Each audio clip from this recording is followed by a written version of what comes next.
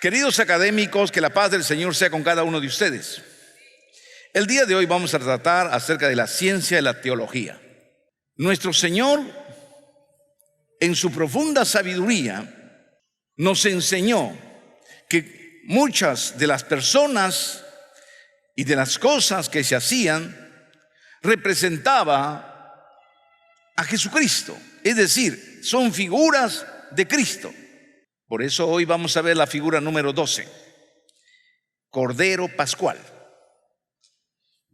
En el libro de Éxodo capítulo 12, verso 3 al 6, dice así las Sagradas Escrituras: Hablad a toda la congregación de Israel, diciendo: en el 10 de este mes, tómese cada uno un cordero, según las familias de los padres, un cordero por familia.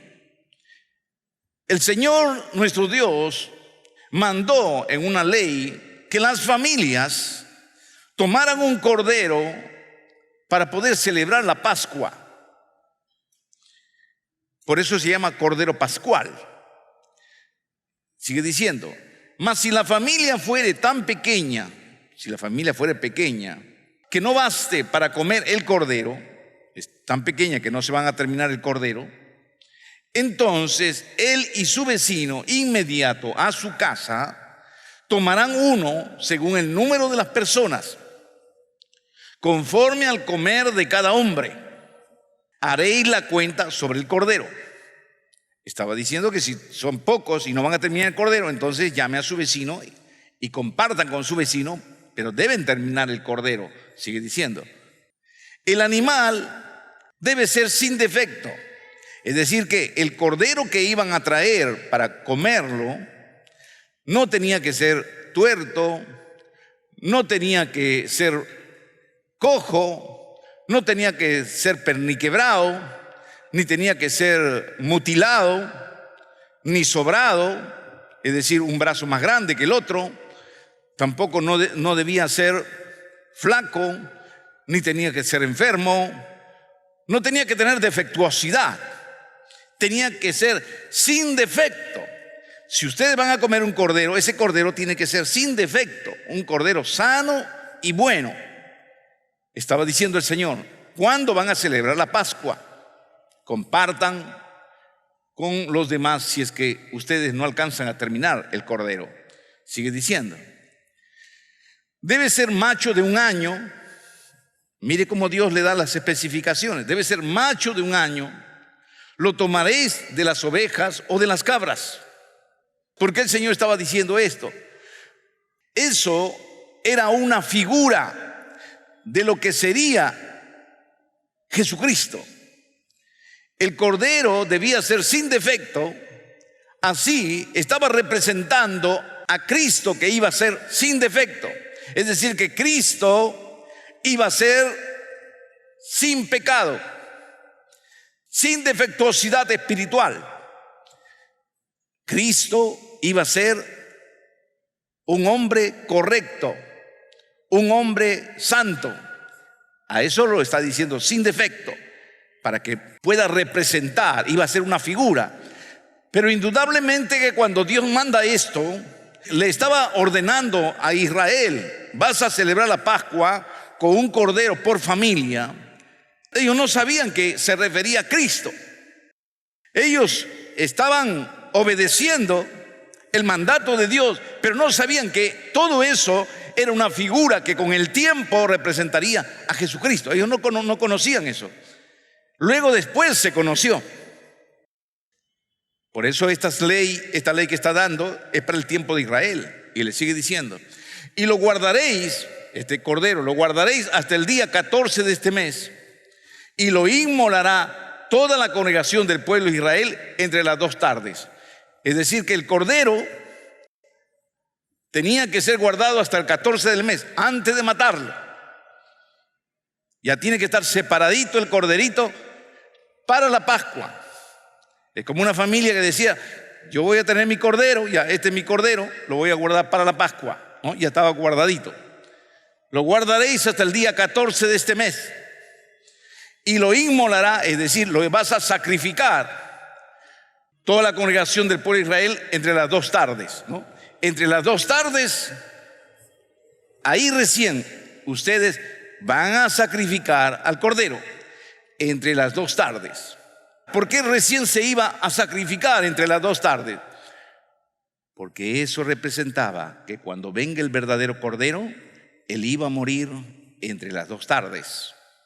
El tiempo y la hora, cómo iba a morir el verdadero cordero. Pero nadie sabía.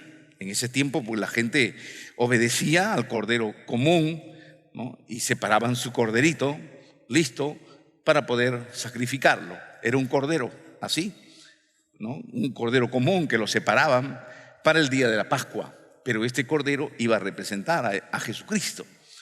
Nadie sabía, ¿no? Sigue diciendo. En el libro de Éxodo, capítulo 12, verso 46, mire lo que dice. Se comerá en una casa y no llevarás de aquella carne fuera de ella, ni quebraréis hueso suyo. Todos esos detalles. No vas a quebrar, vas a comerlo al cordero, pero no vas a romper sus huesos. Sus huesos no vas a quebrarlo. De la coyuntura se puede separar, ¿no? De la coyuntura de los huesos, pero no puedes quebrar los huesos. Mira las normas que Dios decía, ¿no? Israel, cuando vas a comer al cordero, no quiebre los huesos. No vas a romper los huesos, ¿no? Como dije, podía separarse de las coyunturas, se separaba de las coyunturas, ¿no? Pero no debía quebrarse los huesos, ¿no? El hueso en sí no debía quebrarse. Ese era el mandato de Dios. Pero ¿por qué no debía quebrarse? ¿Cuál era la razón? ¿Por qué Dios mandaba ni quebraréis hueso suyo?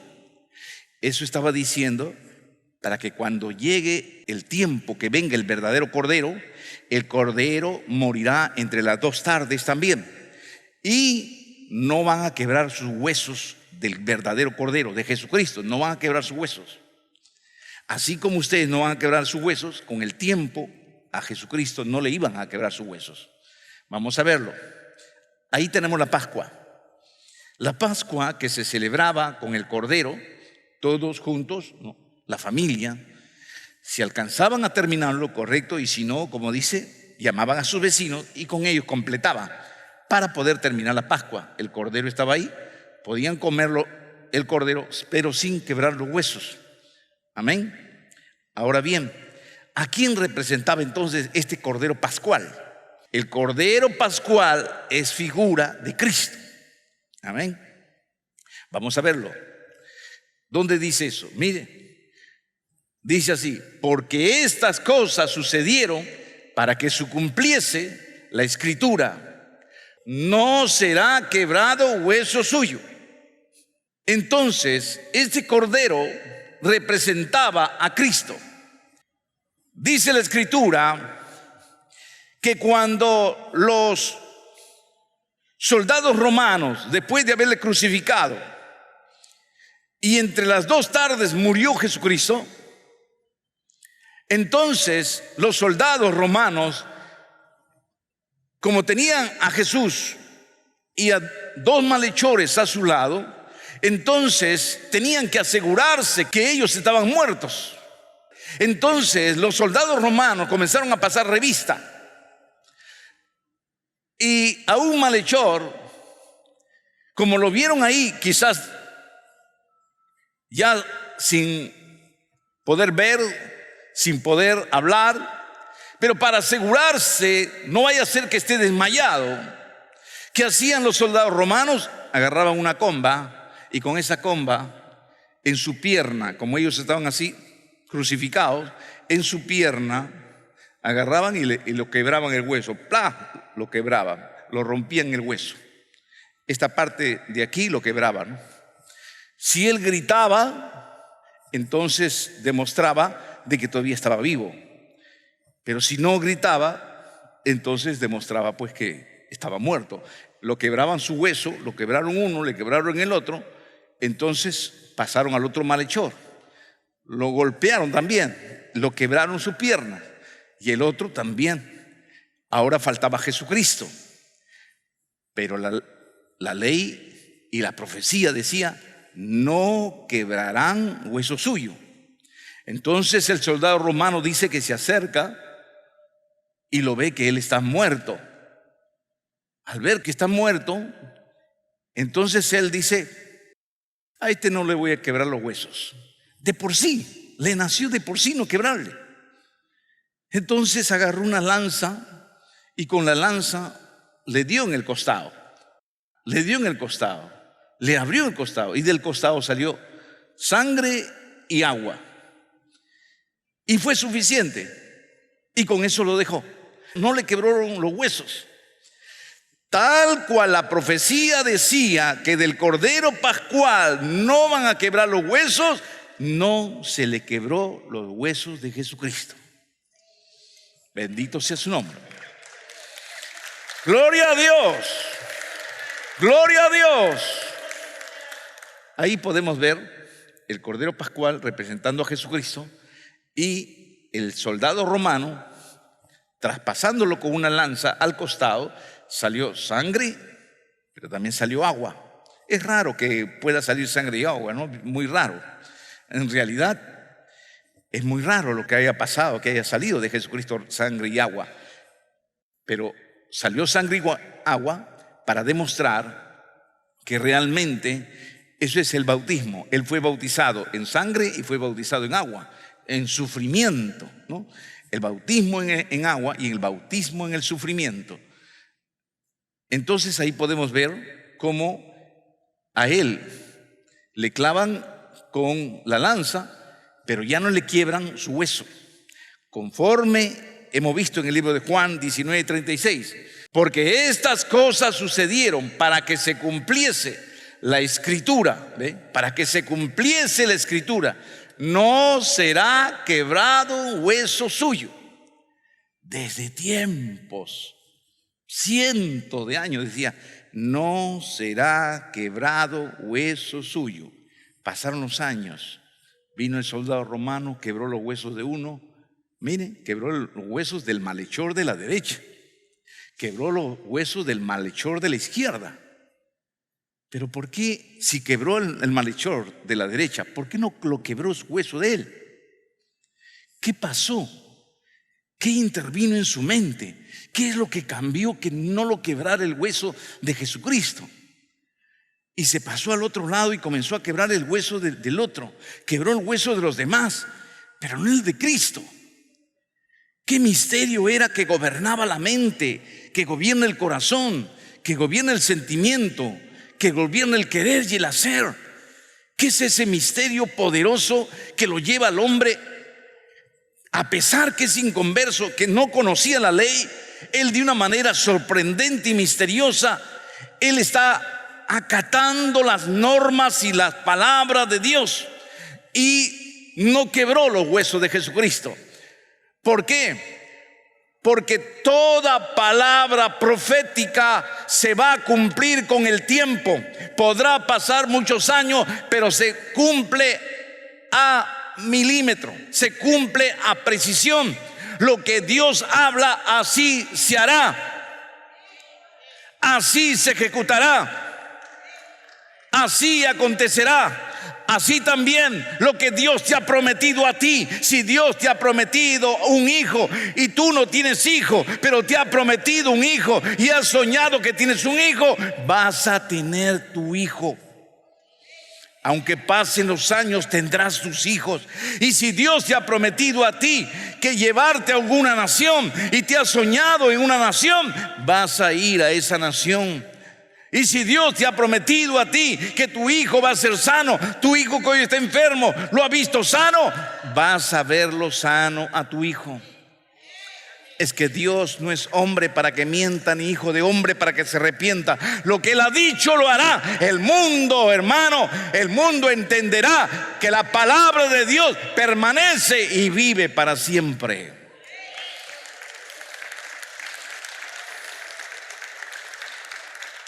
Gloria a Dios. Amén.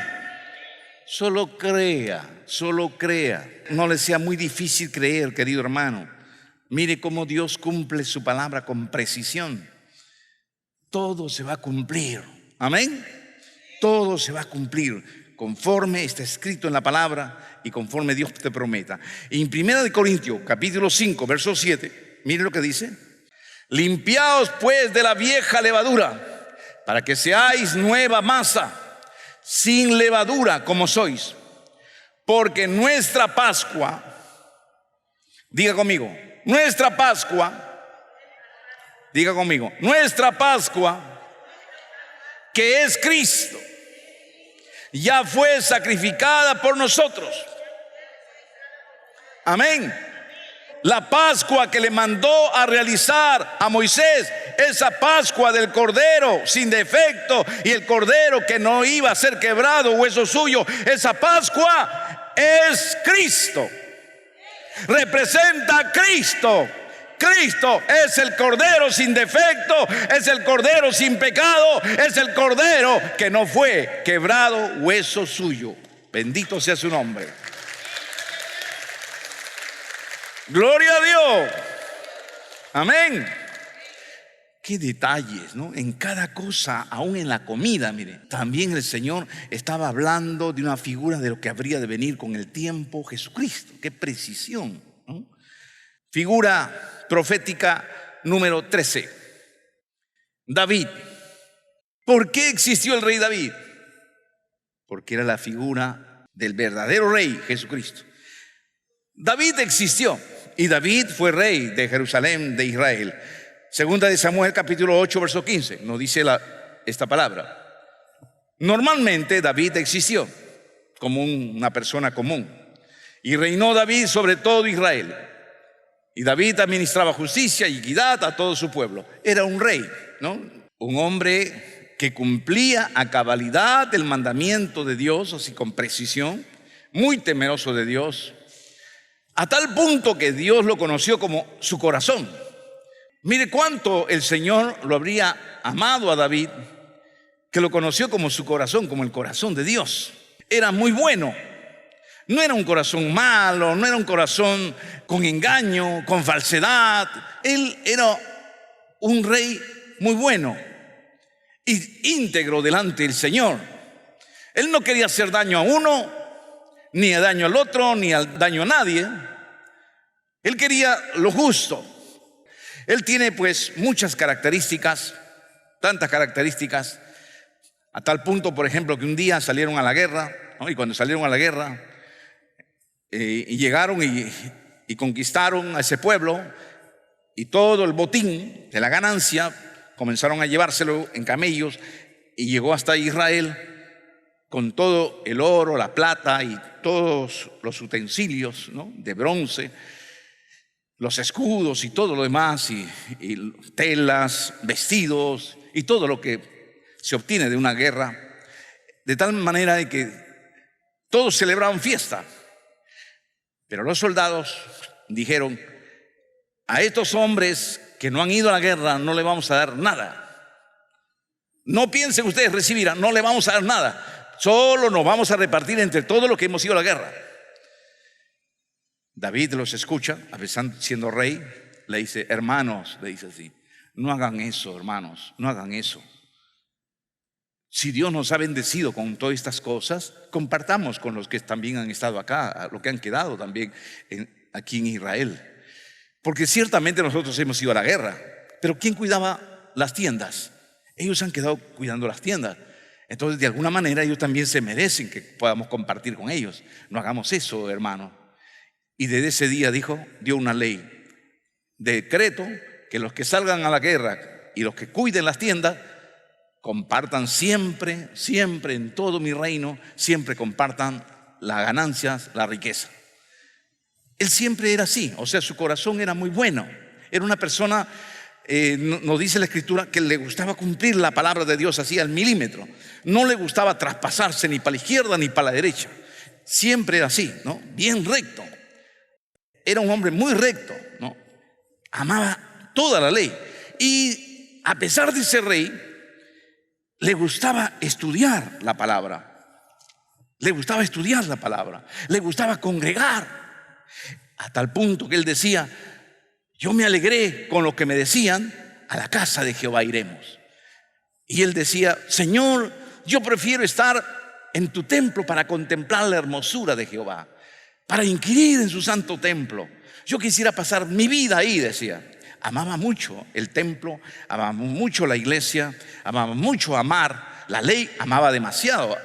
Dijo en uno de sus salmos, decía: oh, cuánto amo tu ley. Mire lo que le decía: oh, cuánto amo tu ley, todo el día en ella es mi meditación, porque me has hecho muy sabio, más que mis enemigos, decía. El rey David pues tenía unas cualidades muy tremendas. No era una persona que era ambicioso, no, muy a pesar de que David, siendo todavía joven, vino Samuel, y Samuel lo unge a él con aceite y lo declara rey de Israel, muy a pesar que siendo joven obtiene, porque Saúl no había obedecido a Dios y fue desechado, y Samuel le dijo a Saúl: ya no vas a ser rey porque Dios ha escogido a otro. Y entonces Saúl en esa cólera dijo: ¿quién es ese otro? ¿Quién me va a quitar el reino? A mí nadie me va a quitar mi reino. ¿Quién se ha creído? Y ahí comenzó: me va a quitar mi reino, no puede ser posible. ¿Cómo yo voy a ser? O sea que yo voy a ser un ciudadano más. Nadie me quita mi trono. Y ahí se aprovechó el diablo, y el diablo entró, y el diablo comenzó a desquiciarlo, comenzó él a ponerse nervioso, muchas veces enojado, airado, quería matar. En otras palabras, prácticamente la posesión demoníaca comenzó a tener, ¿no? Uno de sus soldados dijo: Señor, no puedes estar así enfermo. Trae un cantante, trae uno que toque música. Lo trajeron a David. David comenzó a tocar la música, y cuando tocaba la música el demonio se iba y él se tranquilizaba. Y le dijo: David, me siento tranquilo cuando tú tocas la música, no sé, ya me siento en paz. Quédate como mi paje de armas. Y lo tuvo a su lado. Y no sabía Saúl que él era el rey, porque si Saúl sabía que David era el rey de Israel ungido, lo iba a matar. Y así poco a poco pasaron años, hermano. Nunca le quitó el reino. Si habláramos de toda la historia de David, un hombre muy bueno. Por esa razón es que David es la figura de Jesucristo. Pasaron los años, murió David, hasta que Jesucristo llegó a ser el Rey de Reyes y Señor de Señores. David es la figura de Cristo. Vamos a verlo en el libro de Ezequiel, capítulo 37, verso 24. Mire lo que dice. Ahí comienza a profetizarse ya acerca de Cristo. Mi siervo David será rey sobre ellos. Mire lo que dice: mi siervo David será rey sobre ellos. ¿Quién está profetizando? Ezequiel. Ezequiel está profetizando de un siervo que era David, que iba a ser rey sobre ellos. Pero en ese tiempo David ya había muerto. David, cientos de años ya había muerto, ya estaba enterrado. El rey de Israel ya estaba muerto. Entonces, ¿de quién está profetizando Ezequiel? Si David, el rey de Israel, ya había muerto, ya estaba pues convertido en polvo. ¿De quién está hablando? Está hablando de Jesucristo. Mi siervo David será rey sobre ellos. Mire, ¿cómo le llama? Mi siervo David. Uno de los nombres con el cual se le conoce a Jesucristo es David. Por eso cuando usted ve a los ciegos, le dice: Rey David, Rey David, Rey David. Le llaman el Rey David. Algunas personas le llamaban el Rey David a Jesucristo. Mi siervo David será rey sobre ellos, y todos ellos tendrán un solo pastor. Mire, ese rey va a ser pastor también. Ese rey va a ser pastor del pueblo de Israel. Y andarán en mis preceptos, porque Cristo viene y comienza a hablar la palabra. Y mis estatutos guardarán. Cuando venga el rey David, van a guardar mis preceptos. Es decir, cuando venga Jesucristo, van a guardar mis preceptos y los pondrán por obra y van a obedecer cuando venga el rey David. Ese rey David es Jesucristo. En el libro de Salmos 89, 19 al 20 nos dice así también. Mire lo que dice: entonces hablaste en visión a tu santo y dijiste: He puesto el socorro sobre uno que es poderoso. He exaltado a un escogido de mi pueblo. Hallé a David mi siervo. Lo ungí con mi santa unción. Mire cómo se le llama a Jesucristo. Hallé a David mi siervo y lo ungí con mi santa unción. Si ya David había muerto miles de años atrás, había muerto, ¿de qué David está hablando? Está hablando de Cristo. Entonces, concluimos, querido hermano, la persona de David es la figura que con el tiempo vendría el verdadero rey David, que es rey de reyes y señor de señores, Jesucristo. Bendito sea su nombre. Gloria a Dios, gloria a Dios, gloria a Dios.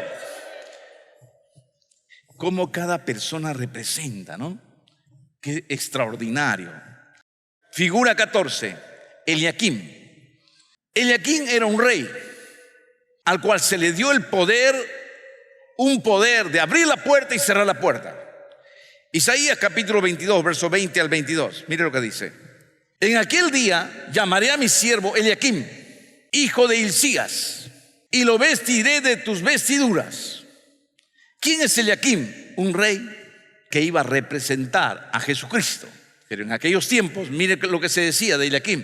En aquel día llamaré a mi siervo Eliakim, hijo de Hilcías, y lo vestiré de tus vestiduras, y lo ceñiré de tu talabarte, y le entregaré en sus manos tu potestad, y será padre al morador de Jerusalén y a la casa de Judá. Va a ser padre.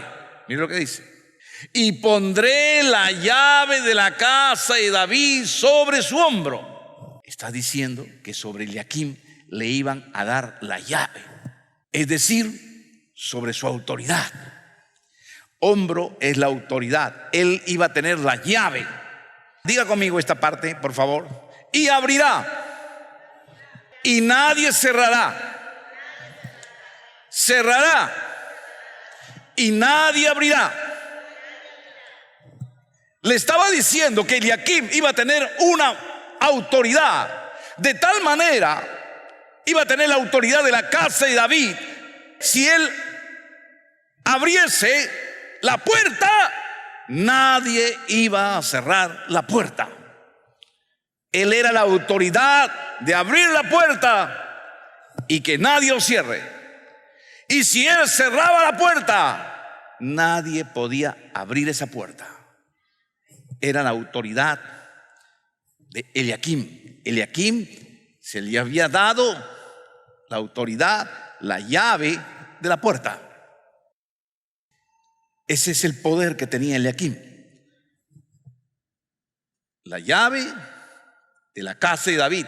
Si él abría, nadie lo cerraba. Y si él cerraba, nadie lo abría. Él es la figura de Cristo. Vamos a verlo. Apocalipsis capítulo 3, verso 7. Escribe al ángel de la iglesia en Filadelfia. Apocalipsis 3:7. Esto dice el santo, el verdadero, el que tiene la llave de David. Oiga bien, el que tiene la llave de David, como Eliakim. El que tiene la llave de David, el que abre y ninguno cierra, y cierra y ninguno abre. Jesucristo es el que tiene la llave de David. Jesucristo es el que tiene la llave de la puerta, y que cuando Cristo abre la puerta, no hay nadie que pueda cerrar esa puerta, y cuando Él cierra la puerta, no hay nadie que pueda abrir esa puerta.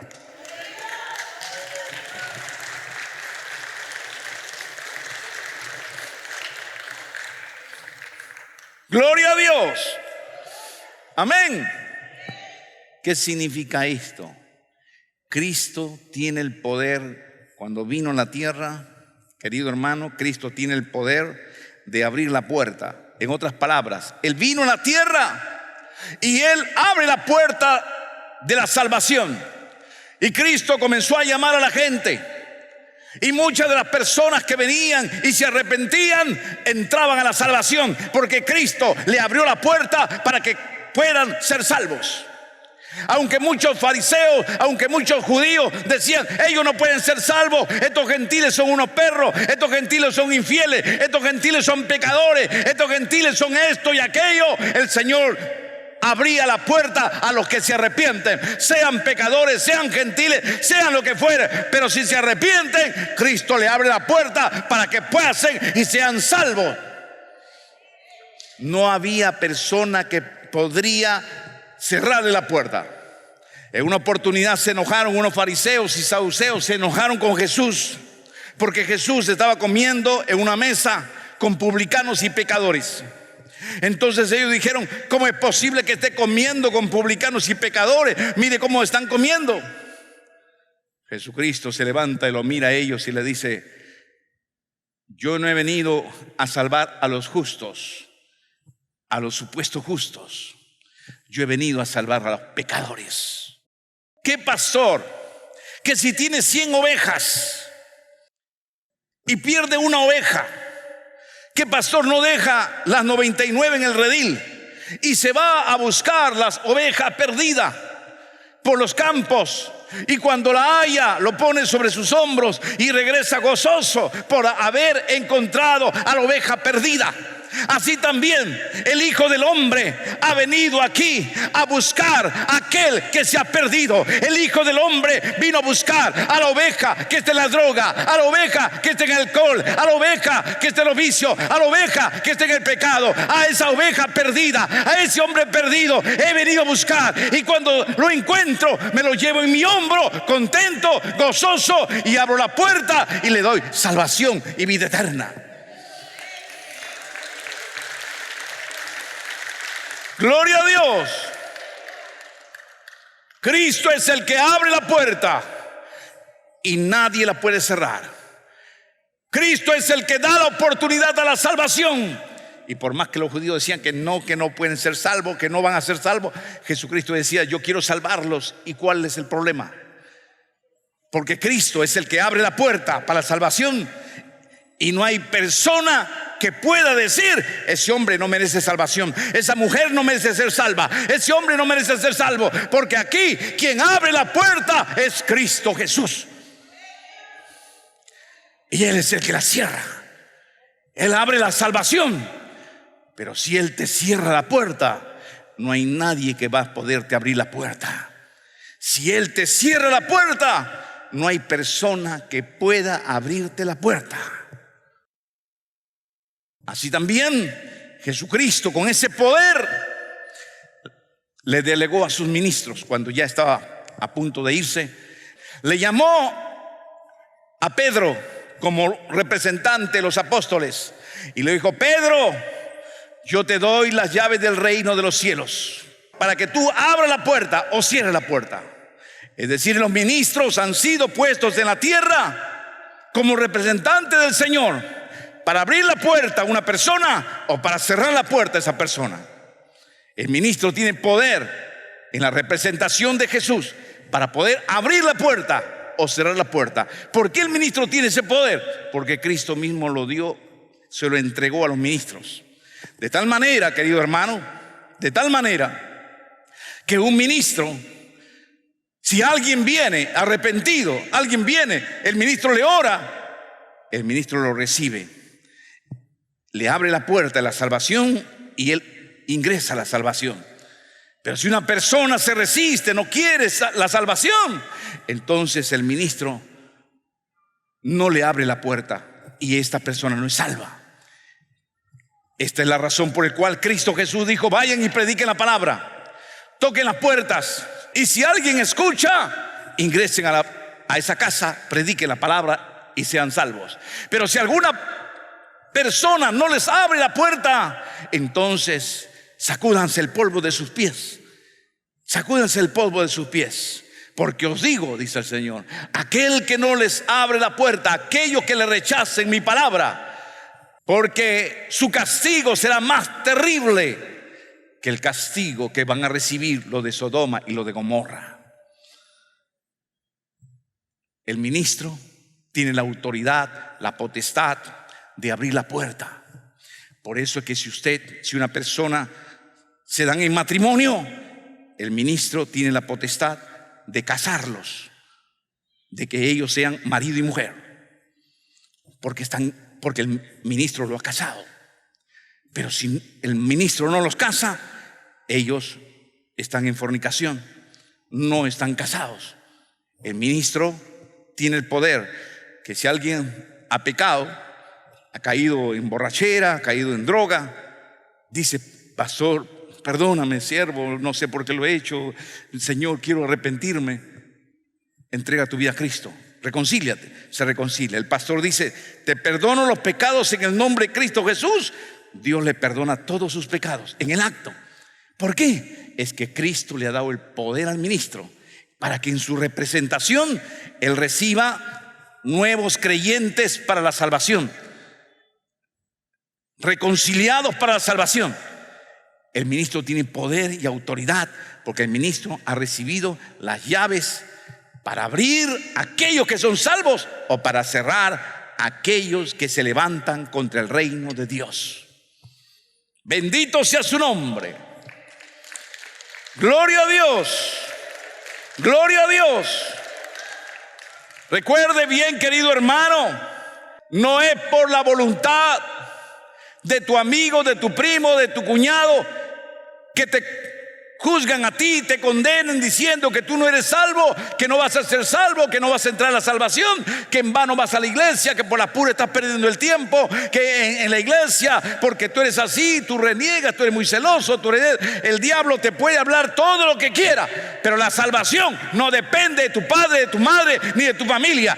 Ellos no te van a abrir la puerta. Quien te abre la puerta es Cristo Jesús. Y si Él te abre la puerta, ¿quién te va a cerrar la puerta de la salvación? Gloria a Dios. Amén. Cristo es el que te abre la puerta y Él es el único que puede cerrar. Figura número 15: escalera que llegaba al cielo.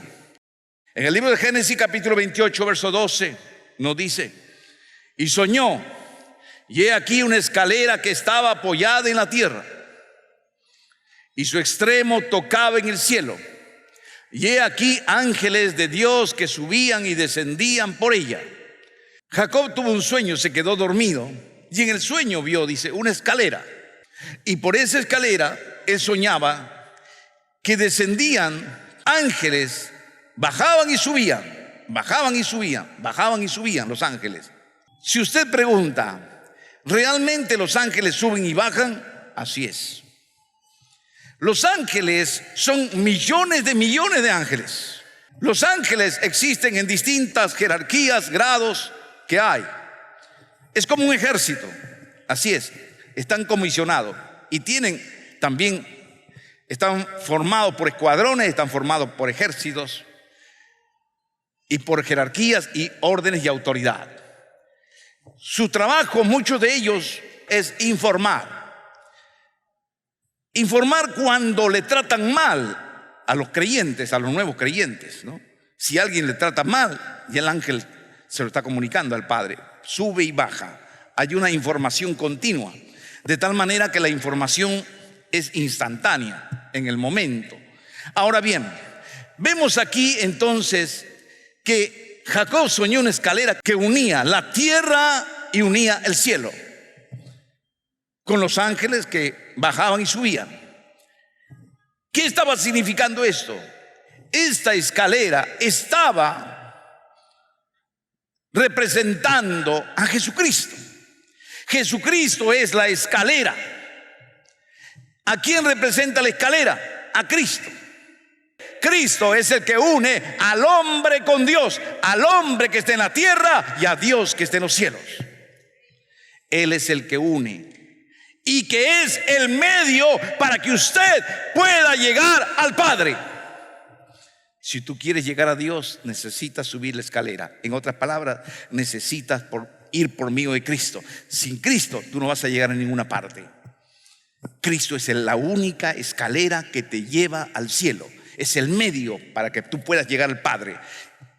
Vamos a verlo. La escalera que llegaba al cielo es figura de Cristo. ¿Dónde dice eso? En el Juan capítulo 1, verso 51. Miren lo que dice.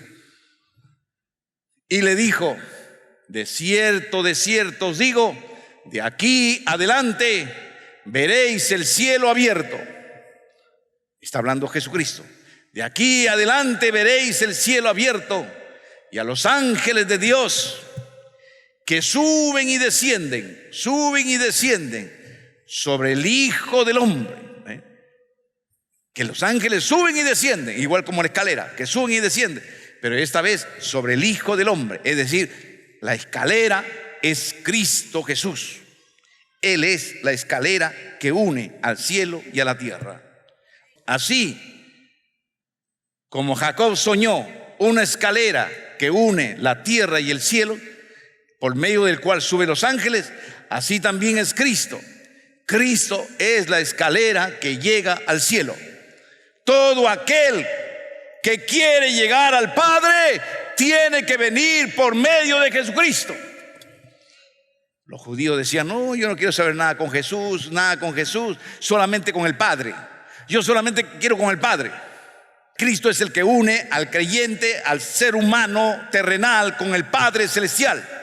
Él es el que une. Por eso Cristo decía: nadie viene al Padre si no es por mí. Yo soy la puerta, yo soy el camino, yo soy la verdad, yo soy la vida. Nadie viene al Padre si no es por mí, decía Jesucristo. Si no es por mí, nadie llega al Padre. Gloria a Dios. Jesucristo dijo: yo soy el camino.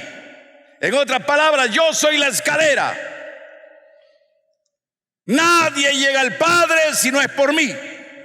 Jesucristo por eso dijo: yo soy la puerta, el que por mí entrare va a ser salvo. Yo soy el camino, yo soy la verdad, yo soy la vida. Nadie viene al Padre. Y eso deben escuchar los judíos, y eso deben escuchar otras sectas que no quieren aceptar a Cristo. Eso deben escuchar los musulmanes, deben escuchar los judíos.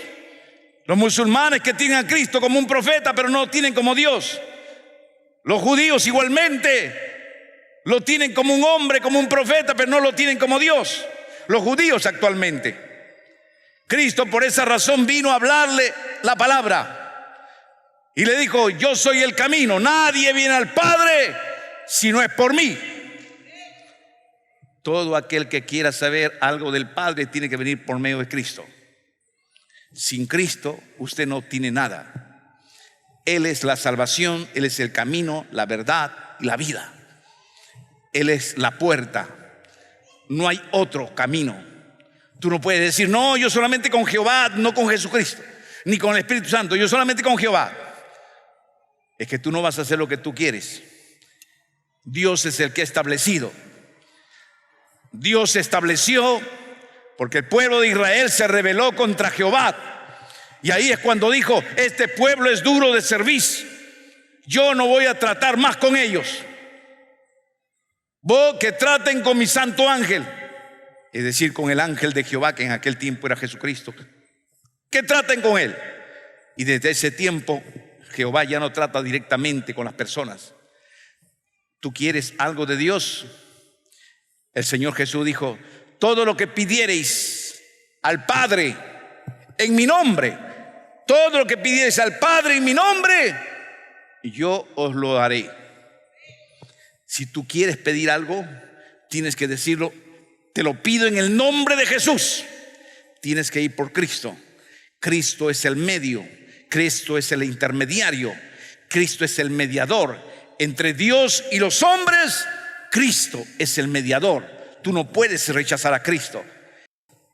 Es como que tú no puedes llegar al cielo sin la escalera. Igual, tú no puedes rechazar a Cristo. Por medio de Cristo vas a obtener tu salvación. Si tú quieres un pedido, pídelo en el nombre de Jesús. ¿Quieres sanar a alguien? Te lo pido, Señor Jehová, en el nombre de Jesucristo. Y todo lo que pidieres al Padre en mi nombre, yo os lo haré, dijo el Señor. Gloria a Dios. Gloria a Dios. Gloria a Dios. Gloria a Dios. Fuerte aplauso.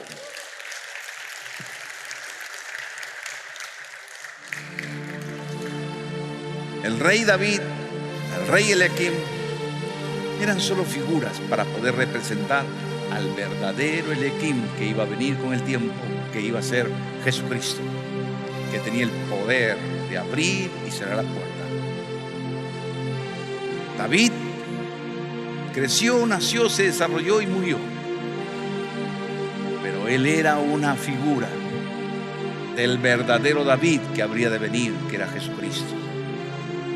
El Señor mandó y dijo: preparen una Pascua, traigan un cordero sin defecto y no le quiebren las piernas ni los huesos. Era la representación de Cristo, que habría de Jesucristo morir en la cruz y no se iba a quebrar su hueso, iba a ser un hombre perfecto. La escalera al cielo también, todo hablaba de Cristo. Toda esta palabra, desde el Génesis hasta el Apocalipsis, nos hablan de Cristo. Todo. Pero muchas veces la gente ha estado cegado y no ha entendido esta verdad. Personas que no han comprendido. ¿Cuántos judíos se han ido al infierno por no conocer esta verdad? ¿Pero por qué no conocían esta verdad? Porque una persona no puede entender esta verdad. No entiende esta verdad porque su corazón no es bueno también. Cuando el corazón es malo, no pueden entender. El diablo se aprovecha de eso, los turba, los ciega, les ciega el evangelio y no entienden nada, no comprenden nada. Pero cuando una persona tiene un corazón bueno, Dios le va hablando, le va revelando. En esta mañana, Jesucristo te abre la puerta para que seas salvo. Jesucristo te abre la puerta para que entres a la salvación. Hoy Dios te abre la puerta. Cuando Él abre la puerta, no hay nadie que te lo cierre. Aprovecha ahora la salvación. Ven a Jesucristo, entrega tu vida a Cristo, llámalo al Señor, que la puerta está abierta. Porque el día que tú mueras, te cerrarán la puerta y no va a haber hombre que te levante, hombre que te abra. El día que te mueras, se cerrará la puerta. Tus familiares irán a un cura, irán a un líder de una secta, a algún anciano, y dirá: hazme misa para que mi muerto que está en el infierno pase al cielo. Nadie te va a abrir la puerta. Si tú despreciaste en vida a Cristo, teniendo la puerta abierta, recibiendo la salvación, recibiendo la oportunidad de entrar, tú mismo no quisiste entrar, se te cerrará la puerta de la salvación. Ya no tendrás opción a que puedas tener la vida eterna. Y cuando Él te cierre la puerta, no hay misa, no hay oración, no hay intercesión, no hay ayuno, no hay ni lágrimas, no hay nada que te pueda salvar. Nada te podrá salvar. Nada podrá hacer que la puerta de la salvación se te abra. Si en vida despreciaste la oportunidad de entrar a la salvación, ya no habrá oportunidad para ti, para la salvación. Hoy es el día aceptable que Dios te llama. Si estás ahí, yo te invito para que tú vengas al Señor. Este es un día donde Él está mostrando su misericordia para contigo. Él está mostrando su piedad para contigo, su clemencia para contigo. Ahí donde estás, diga esta oración conmigo. Padre amado, gracias te doy, Señor, por esta oportunidad que tú me das de estar delante de ti. Padre amado, gracias Señor, Dios omnipotente, Dios grande y maravilloso. Hoy he escuchado tu palabra, Señor. Hoy he oído tu mensaje. Hoy he comprendido, Padre, que tú me das la oportunidad de abrirme la puerta. Tú tienes el poder de hacerlo. Hoy yo quiero que tú me abras la puerta, Señor. Hoy yo quiero, Señor Dios mío, entrar a la salvación. Hoy yo quiero, Dios mío, Padre Santo, ser salvo. Oh Dios mío, ayúdame, porque yo quiero servirte a ti. Bendito Padre Celestial, te lo ruego en el nombre de Jesús.